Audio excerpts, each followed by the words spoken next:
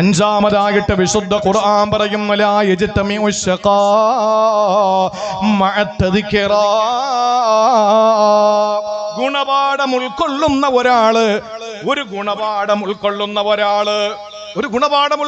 ഒരാള് പരാജയപ്പെടില്ല. കഠിനമായ ശക്തമായ പേമാരി പെയ്തിറങ്ങി. ആ പേമാരിയിൽ ഒരു വീട് തകർന്നുപോയി,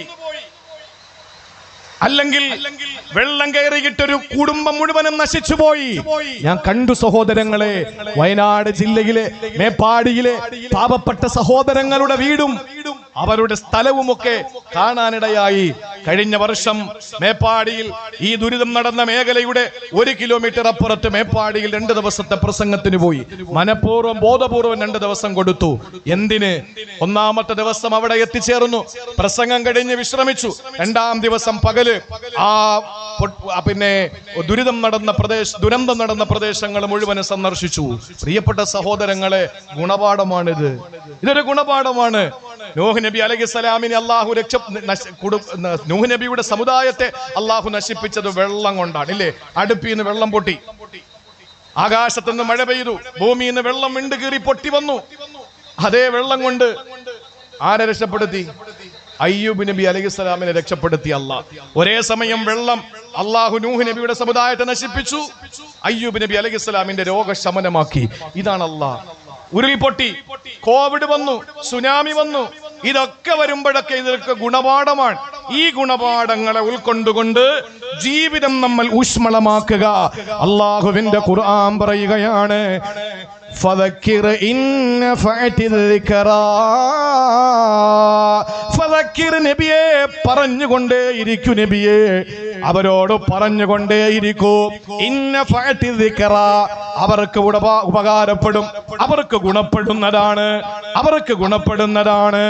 സയദ്ദക്കറു മൻ യഖ്ശാ, അല്ലാഹുവിനെ ഭയന്ന് ജീവിക്കുന്ന ആളുകൾക്ക് ആ ഉപദേശം ഉപകാരപ്പെടും, അവർക്ക് ഉപകാരപ്പെടും. വയതജന്നബുൽ അസ്ഖാ, പരാജിതൻ ഇതിൽ നിന്ന് അകറ്റപ്പെടും. സഹോദരങ്ങളെ, ഏതൊരു മനുഷ്യനാണോ ഗുണപാഠം ഉൾക്കൊള്ളാത്തവൻ, അവൻ പരാജിതനാണ്. ഗുണപാഠം ഉൾക്കൊണ്ടാൽ നമ്മൾ പരാജയപ്പെടില്ല. ഒരുപാട് ഉദാഹരണങ്ങൾ, ഒരുപാട് ചരിത്രങ്ങൾ നമുക്ക് പറയാനുണ്ട്. നമ്മുടെ സമയം പരിമിതമാണ്. പ്രിയപ്പെട്ട സഹോദരങ്ങളെ, അതുകൊണ്ട് ഒരു വീട്ടിലൊരു മരണം നടന്നാൽ അതൊരു ഗുണപാഠമാണ്. ചെറിയ കുട്ടി മരിച്ചു. ഞാന് ഇവിടെ പഠിക്കുന്ന സമയത്താണ് പല വേദികളിൽ ഞാനത് പറയണ്ടായി. നിങ്ങൾക്ക് ഓർമ്മ ഉണ്ടെന്ന് എനിക്കറിയില്ല. കരുനാഗപ്പള്ളിയിൽ ഞങ്ങൾ എന്ത് അസുഖം വന്നാലും പോകുന്ന ചില ആശുപത്രികളുണ്ട്. ആ ആശുപത്രിയിൽ ഞങ്ങൾ പോകുമ്പോ അവിടെ ഒരു കുട്ടി കിണറിലേക്ക് വീണുപോയ കളിച്ചുകൊണ്ടിരിക്കുമ്പോ ആ കുട്ടി മുറ്റത്തിരുന്ന് കളിക്കുന്ന കണ്ട് ഉമ്മ. കുറച്ചു കഴിഞ്ഞ് കുട്ടിയെ കാണാനില്ല. ആ കുട്ടിയെ കാണാതില്ലാതെ വന്നു. 4 സൈഡും ഓടി നടക്കുന്നു. ഉമ്മയ്ക്ക് കുട്ടിയെ കാണാനില്ല. അവസാനം ഈ കിണറിന്റെ മുകളിലിട്ടിരിക്കുന്ന വല ഇങ്ങനെ ചാഞ്ഞു കിടക്കുന്ന കണ്ടപ്പോ താഴേക്ക് വന്ന് നോക്കുമ്പോ കിണറിൽ ആ കുട്ടി വീണു. 2 തവണ മുങ്ങിപ്പോയ കുട്ടി മോട്ടറിന്റെ പൈപ്പിൽ പിടിച്ചിങ്ങനെ ഇരിക്കുകയാണ്.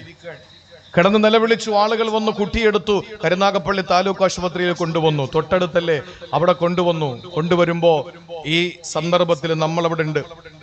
എന്താ സംഭവം? വർഷങ്ങൾ എത്ര കഴിഞ്ഞു പ്രിയപ്പെട്ട സഹോദരങ്ങളെ? 2005-ലോ 2006-ലോ ഒക്കെയാണ്. ആ സമയത്ത് പ്രിയമുള്ള സഹോദരങ്ങളെ, ആ കുട്ടി പെട്ടെന്ന് തന്നെ കൊല്ലം ആ ആശുപത്രിയിലേക്ക് വിടുന്നു, താലൂക്ക് ഹോസ്പിറ്റലിലേക്ക് വിടുന്നു. പിന്നീട് അറിയാൻ കഴിഞ്ഞത് ആ കുട്ടിക്ക് യാതൊരു നിലയിലുള്ള ബുദ്ധിമുട്ടുണ്ടായിരുന്നില്ല. കുറച്ച് വയറിലൊക്കെ നെക്കി 2 പ്രാവശ്യം അതിനാവശ്യമായ കരുതലുകളൊക്കെ എടുത്തപ്പോഴേക്കും വായിലൂടെയൊക്കെ വെള്ളം തെറിച്ചു. ആ കുട്ടി രക്ഷപ്പെട്ടു. കിണറിലേക്ക് വീണ കുട്ടി രക്ഷപ്പെടുകയാണ്. 2 തവണ പൊങ്ങിയ കുട്ടിയാണ്, രക്ഷപ്പെട്ടു. പക്ഷെ അപ്പോഴും അവിടെ തൊട്ടടുത്ത് മറ്റൊരു കുട്ടിയെ കൊണ്ടുവന്നു. മരിച്ചുപോയി ആ കുട്ടി എങ്ങനെയാ മരിച്ചത്? 1 ബക്കറ്റ് വെള്ളത്തിൽ വീണിട്ട് ആ കുട്ടി മരിച്ചു. മുറ്റത്തു വെച്ചിരുന്ന 1 ബക്കറ്റ് വെള്ളത്തിൽ വീണിട്ടൊരു കുട്ടി മരിക്കുന്നു.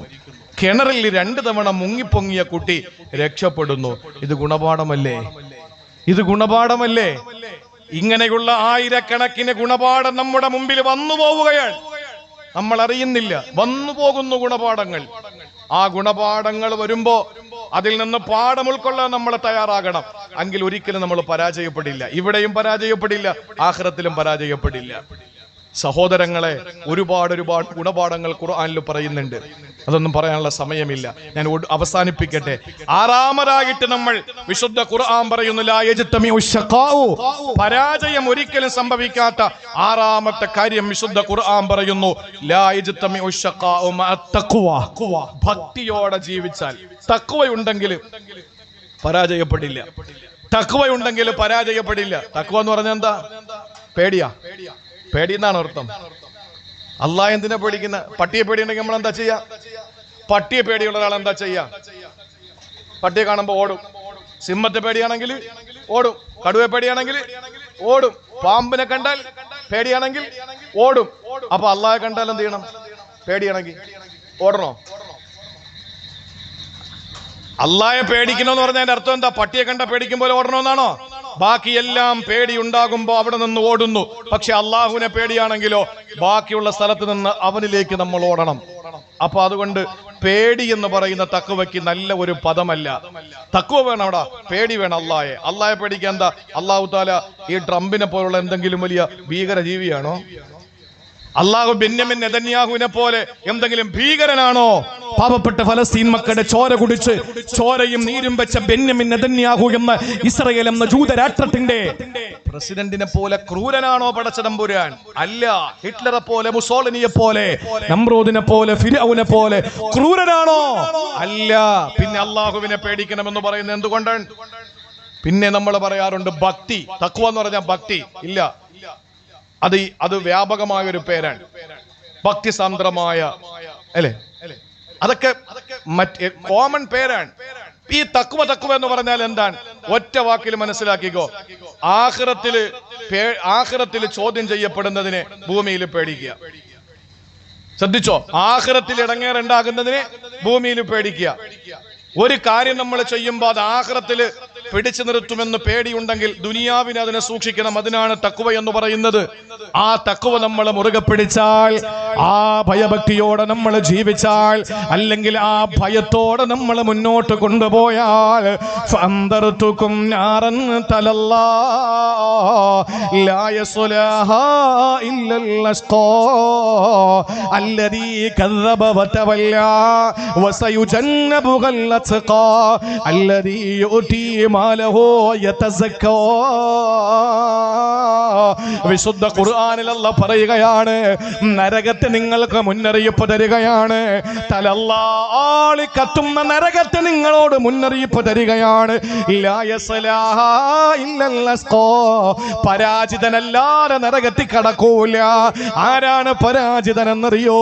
അല്ലദീ കദ്ദബ വതവല്ലാ, കളവാക്കുന്നവനും വതവല്ല, അഹങ്കാരത്തോടെ പിന്തിരിഞ്ഞു പോകുന്നവനുമാണ്.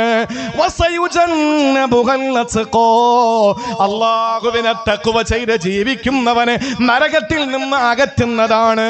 അല്ലദീ യുതി മാലഹു യതസക്കാ. അല്ലാഹു പറയുന്നു, അവന്റെ സമ്പത്ത് ദീനിന്റെ മാർഗത്തില് പാവങ്ങളെ കല്യാണം കഴിപ്പിക്കാൻ, അതുപോലെ മറ്റുള്ള നന്മയായ കാര്യങ്ങൾക്ക് വിനിയോഗിക്കുന്നവരാണ്. അവരാണ് മുത്തഖീങ്ങൾ, അവരാണ് തഖ്വയുള്ളവർ. അവരെ അള്ളാഹു നരകത്തിൽ നിന്ന് അകറ്റും. ഒരിക്കലും പരാജയപ്പെട്ടു പോകുന്നവരുടെ കൂട്ടത്തിൽ തഖ്വയുള്ളവനാകില്ല. അള്ളാഹു മുത്തഖീങ്ങളാക്കി നമ്മളെ അനുഗ്രഹിക്കും.